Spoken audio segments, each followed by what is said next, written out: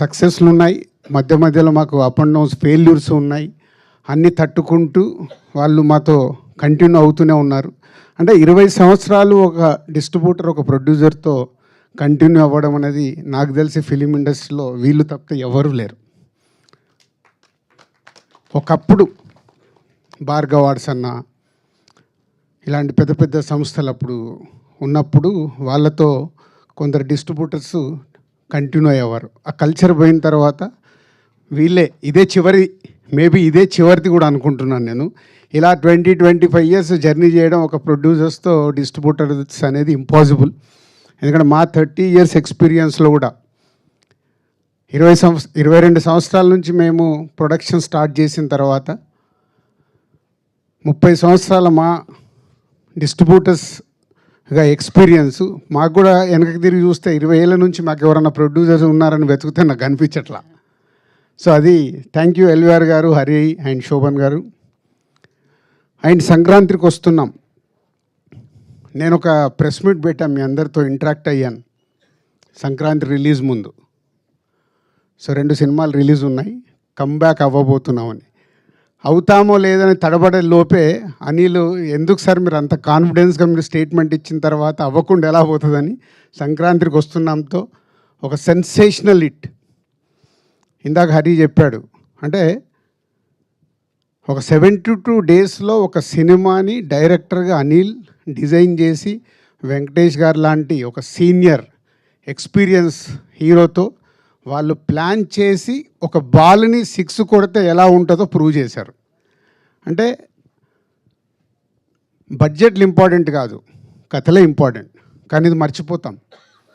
మేమన్నీ కూడా కథలతో మొదలుపెట్టిన సినిమాలే కొత్త దర్శకులతో తీసినప్పుడే మేము మా సంస్థలో ఎన్ని క్లాసిక్స్ వచ్చాయో ఎన్ని సక్సెస్లు వచ్చాయో అందరికీ తెలిసిందే.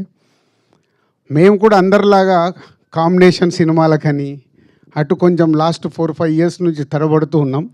మళ్ళీ లేదు మా రూట్ ఇదే కరెక్ట్ అనేది అనిల్ మళ్ళీ మాకు ప్రూవ్ చేసి సరైన దారిలో రహదారి వేసి ఇచ్చాడు. సో ఇదే 2025 సంక్రాంతికి వస్తున్నాం దగ్గర నుంచి మళ్ళీ ఎస్విసి నుంచి అద్భుతమైన సినిమాలు రావడానికి మాకు ఇది ఒక బిగ్ ఎనర్జీ. సో ఈ సక్సెస్ నాకు కూడా చాలా పాఠం నేర్పించింది.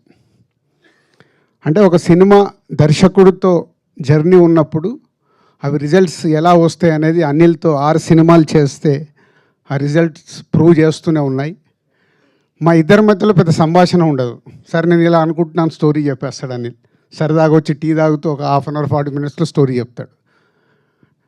అక్కడే జరుగుద్ది మా కాన్వర్సేషన్. మళ్ళీ దీనికోసం సిట్టింగ్స్ అని ఎప్పుడు ఉండదు. తర్వాత అంతా అయిపోయిన తర్వాత పిలుస్తాడు, సార్ ఎడిటింగ్ అయిందో వచ్చి చూసుకోండి.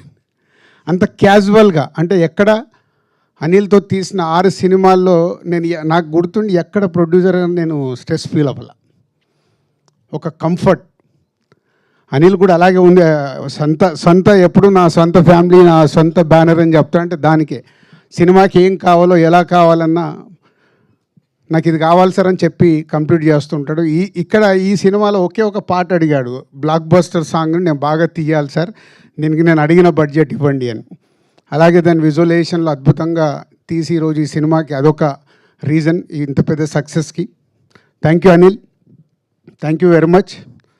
ఆల్రెడీ శిరీష్ మొన్ననే చెప్పేశాడు, ఎక్కడో పడిపోబోతున్న మమ్మల్ని తీసుకొచ్చి నిలబెట్టి మళ్ళీ ఇంకొక 10 సంవత్సరాలు మళ్ళీ తిరుగు లేకుండా సినిమాలు తీస్తాం. ఈ రిజల్ట్స్ 100% వస్తాయి. ఒక సినిమా మీద కష్టపడి చేసినప్పుడు రిజల్ట్స్ వస్తాయని ఎప్పుడూ తెలుసు. అలాంటి స్పీడ్ బ్రేకర్లు మాకు వస్తూనే ఉన్నాయి. సరే స్పీడ్ బ్రేకర్ కాదు, కోవిడ్ దగ్గర నుంచి గతుకు రోడ్లలో ట్రావెల్ చేస్తున్నాం, మళ్ళీ తార్ రోడ్ ఎక్కించావు.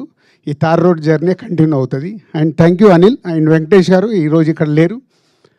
బట్ ఎప్పుడు నేను చెప్తుంటాను, ప్రొడ్యూసర్స్కి ఎలా సపోర్ట్ చేయాలి, ఒక హీరోగా సినిమాని ఎలా వేస్టేజ్ లేకుండా కంప్లీట్ చేయించాలి అనేది రామానాయుడు గారు అబ్బాయి కాబట్టి అక్కడి నుంచి వచ్చిన క్వాలిటీస్ అవి. సో ప్రొడ్యూసర్స్కి ఇచ్చే రెస్పెక్ట్ మామూలుగా ఉండదు. అందుకే వెంకటేష్ గారితో 4 సినిమాలు అద్భుతంగా చేయగలిగాం. సో థ్యాంక్ యూ సార్, మీ సపోర్ట్ మీరు ఇచ్చింది ఈ సినిమాకి. మేము వేరే స్ట్రెస్లో ఉన్నా ఎలాంటి స్ట్రెస్ లేకుండా సపోర్ట్ చేసి ఈ సినిమా ఇంత పెద్ద విజయం అవ్వటానికి కారణం మీరు కూడా. అలాగే old team, my technicians, my ఆర్టిస్టులందరికీ thank you very much. Thank you so much Dil Raju garu. So ఆ తర్వాత మా డైరెక్టర్ గారు